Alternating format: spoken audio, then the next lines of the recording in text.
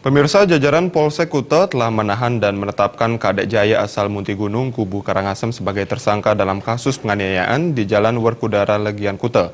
Motif penganiayaan ini diduga lantaran kalah bermain remi.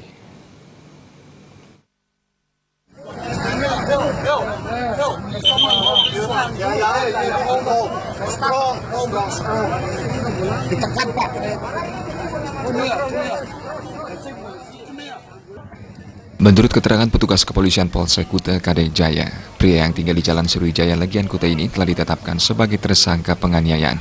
Tersangka dijerat pasal 351 KUHP tentang penganiayaan berat yang mengakibatkan terlukanya korban Ketut Garta alias Kapek yang kesehariannya sebagai pegawai money changer. Kepada polisi, tersangka mengakui melakukan penganiayaan terhadap korban dengan menggunakan sebilah parang sebanyak 3 kali yang mengenai perut kiri dan paha kiri. Peristiwa ini berawal tersangka Kadek Jaya asal Muntigunung Karangasem bersama korban dan satu temannya lagi bermain kartu remi dengan taruhan menjepit menggunakan jepitan jemuran di sebuah minimarket.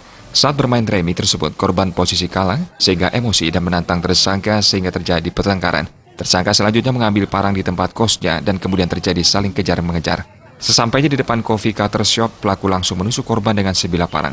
Hal itu membuat korban roboh dengan luka pada perut dan paha. Sementara itu, warga yang mengetahui kejadian tersebut langsung mengamankan pelaku dan melarikan korban ke rumah sakit terdekat. Motif penganiayaan karena kalah bermain remi. Kini kasusnya masih dalam penanganan Polsek Kuta dan akan segera dilakukan rekonstruksi.